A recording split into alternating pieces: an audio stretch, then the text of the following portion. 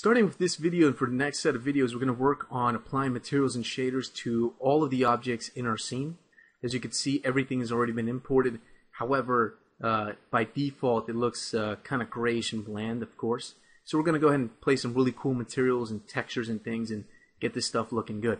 So in this first video, I want to show you the basics of materials and shaders inside of Unity 3 and what we can do with them. Okay. So first things first, I'm going to go ahead and select an object to start applying textures to. If you select some of these objects and you look at them in the hierarchy view, there's always a parent node, basically a null node up here that has nothing.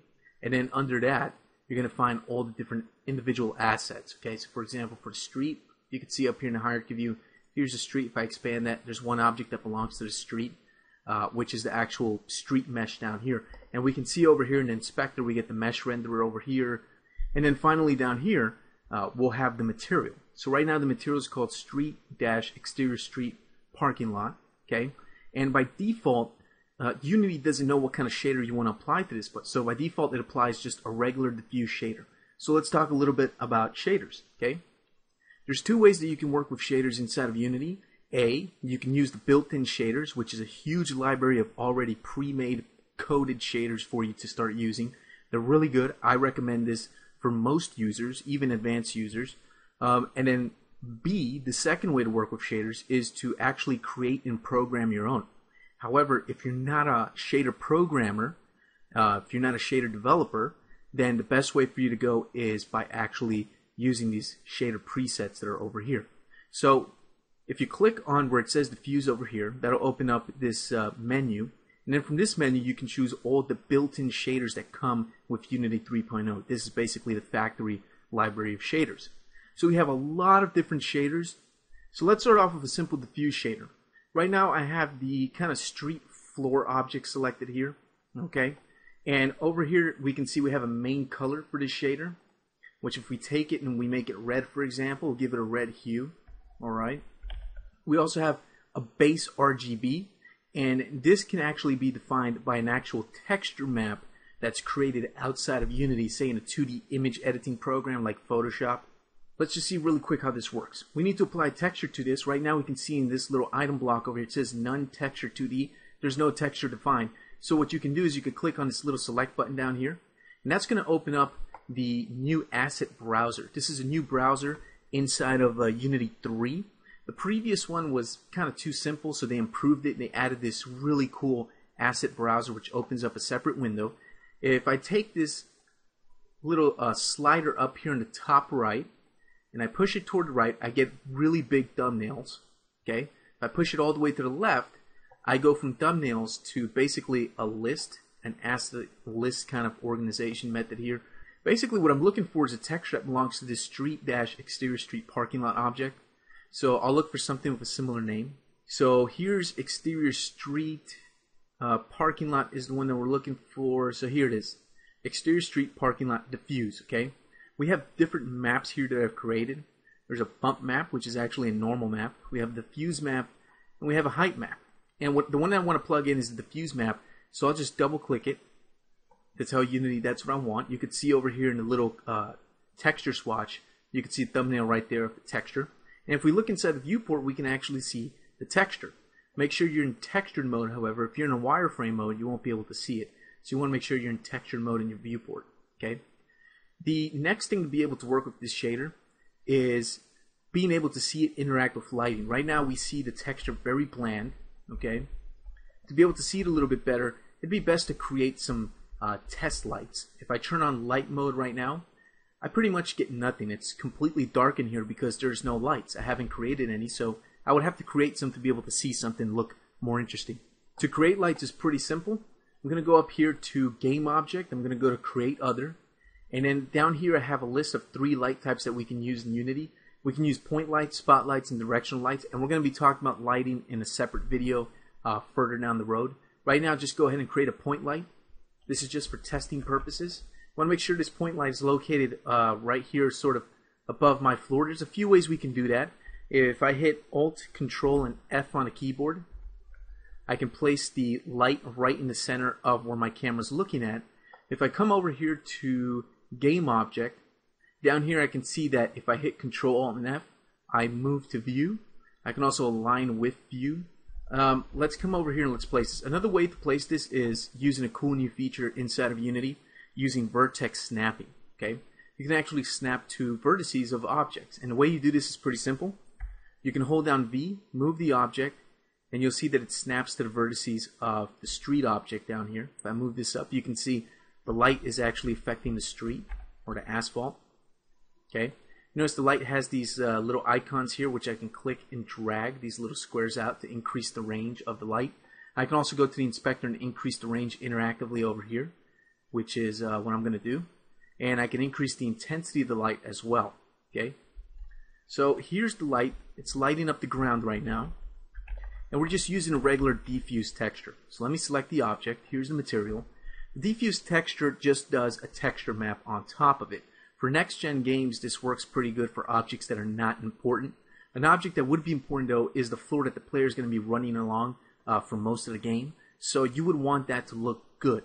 So instead of using a diffuse texture, we can use, say, a bump diffuse texture. And if I apply that, basically now we have a normal map slot that we can use. Okay? So I actually have, if I go to select and I go to the parking lot, I have a bump map here that I can use for this. Okay? I'm going to double click on it to open it up, and this is new behavior inside of Unity 3. You notice I get a warning message that says this texture is not marked as a normal map, and then there's a button that says fix now. The way that Unity 3 works now is when you bring in a normal map, you have to actually mark it as a normal map. You can't just bring it in and use it just like that. That's not the way it works right now. So basically what happens is if I click on a texture swatch, and the texture is going to pop up right here in the project view. If I click on that bump map, here's the bump map. Remember in the texture importer settings how we could set a texture type? Well, if you're using just a diffuse texture, texture mode is fine. But if you're using normal map, you might want to switch this over to normal map. Okay? That way, Unity knows to apply this as a normal map. Let me revert. Let me go back to the object here. But the quickest way to do this is just to hit the Fix Now button, and Unity will fix that for you automatically. So you don't have to go find the texture, change the import settings, apply it, and then go back to the object. This does it very fast and easily.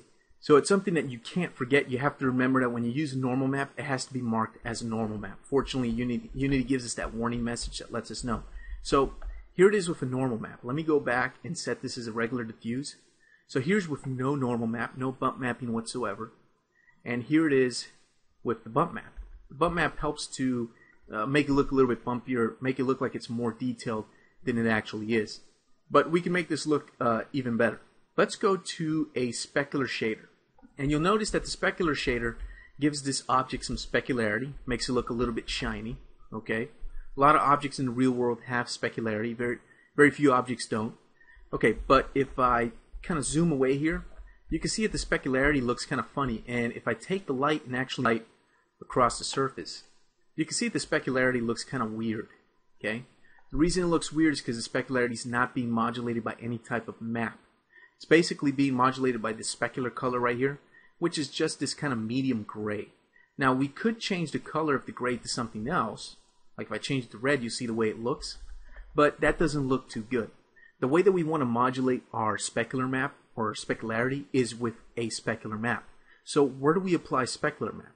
Well, you can see here we have a base RGB color, and we have something called a gloss and an A. What this means is that you need a gloss map in the alpha channel of this texture. So if I go to this texture and I open up the texture import settings, this texture right now does not have an alpha map.